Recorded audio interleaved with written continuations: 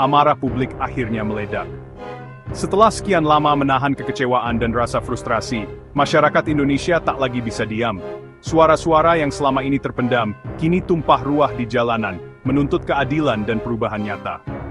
Pada Agustus-September 2025, ribuan orang turun ke jalan di Jakarta dan kota-kota besar lainnya.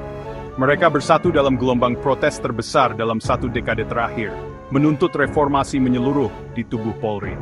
Dari berbagai latar belakang, mereka membawa satu pesan: perubahan tak bisa ditunda lagi.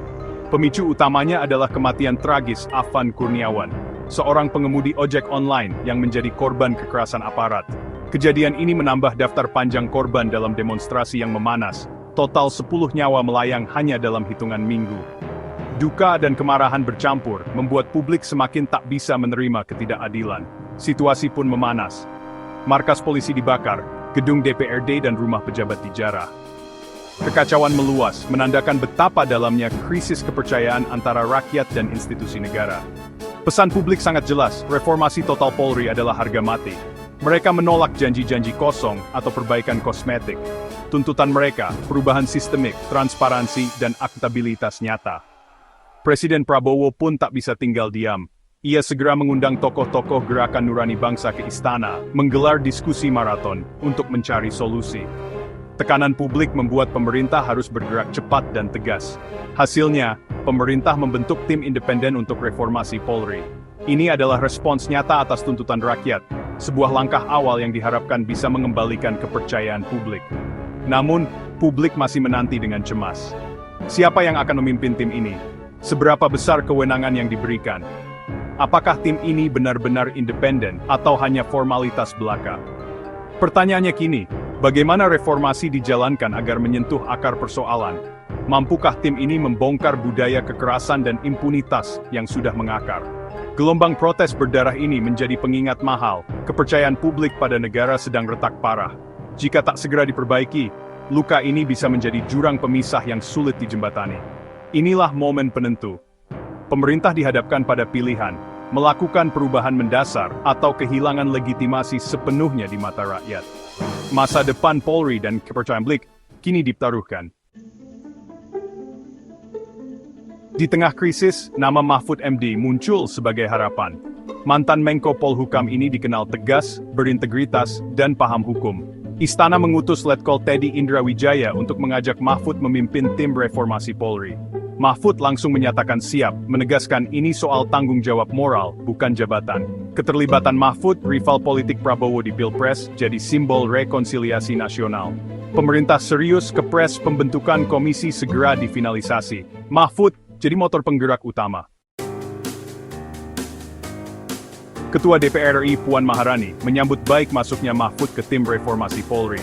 Ia menegaskan, ini saatnya bersatu demi perbaikan bangsa, bukan saling menyalahkan. Puan menuntut reformasi komprehensif, bukan sekadar meredam gejolak. Dukungan DPR jadi jaminan politik agar tim reformasi bisa bekerja tanpa intervensi. Reformasi Polri kini jadi agenda bersama seluruh komponen bangsa. Mahfud sangat memahami bahwa tantangan terbesar yang kini dihadapi Polri adalah krisis kepercayaan publik yang begitu dalam. Kepercayaan yang dulu menjadi fondasi hubungan antara polisi dan masyarakat, kini telah terkikis, bahkan hampir hilang. Rentetan kasus hukum, skandal, dan respons yang lamban dari institusi telah menggerus kepercayaan masyarakat hingga ke titik nadir. Banyak warga merasa ragu, bahkan takut, untuk mengadu atau meminta perlindungan. Solusi atas masalah ini tidak bisa setengah-setengah. Polri harus kembali ke jati dirinya sebagai pelayan, pelindung, dan pengayom masyarakat. Setiap anggota harus hadir di tengah masyarakat, membangun kembali kepercayaan melalui tindakan nyata. Komjen Krisnanda Dwi Laksana menegaskan, pendidikan Polri harus berbasis pada moralitas dan integritas yang kuat. Setiap calon polisi harus dibekali nilai-nilai luhur sejak awal. Transformasi moral menjadi kunci utama, bukan sekadar perubahan aturan di atas kertas. Hanya dengan karakter yang kuat, Polri bisa kembali dipercaya. Kini, setiap tindakan polisi di lapangan menjadi ujian nyata atas keseriusan reformasi yang sedang dijalankan. Masyarakat menilai dari apa yang mereka lihat dan rasakan. Tim reformasi harus berani mengambil langkah nyata, mengubah budaya lama, memperkuat sistem pengawasan, dan memberikan sanksi tegas tanpa pandang bulu bagi pelanggar.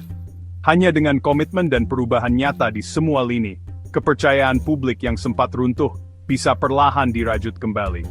Membangun masa depan Polri yang lebih baik dan dipercaya masyarakat.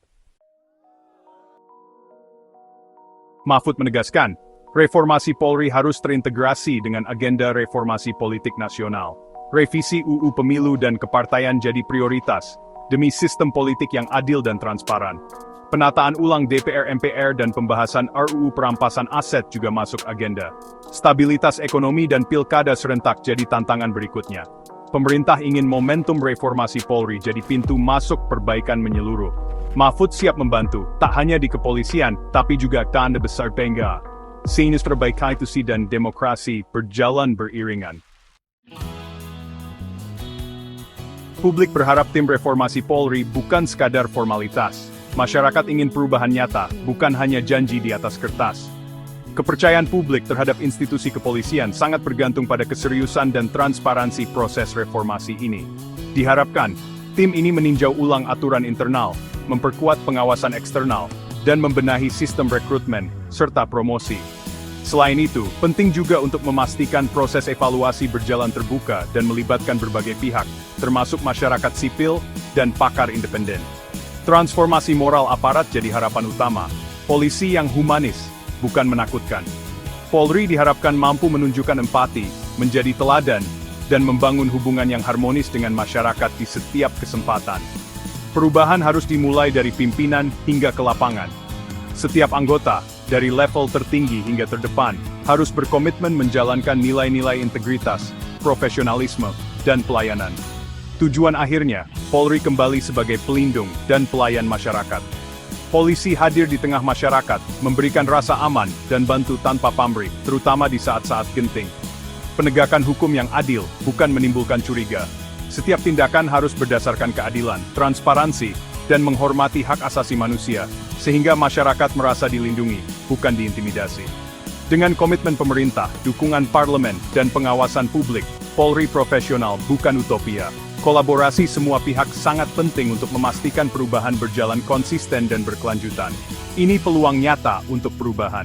Bersama, kita bisa mewujudkan Polri yang benar-benar melayani, mengayomi, dan dipercaya oleh seluruh rakyat Indonesia. Tragedi 2025 jadi pelajaran mahal negara harus menjaga kepercayaan rakyat. Tim reformasi Polri adalah langkah awal, tapi keberhasilan butuh komitmen semua pihak. Pemerintah, Polri, DPR, dan masyarakat sipil harus bersinergi, mengawal proses ini. Reformasi Polri adalah maraton, bukan sprint, perlu konsistensi dan pengawasan berkelanjutan. Jangan biarkan isu ini tenggelam, perubahan harus terus dikawal. Reformasi Polri bagian dari upaya besar memperbaiki bangsa. Keberhasilan akan memperkuat demokrasi dan supremasi hukum. Masa depan Polri dan Indonesia ada di tangan kita semua.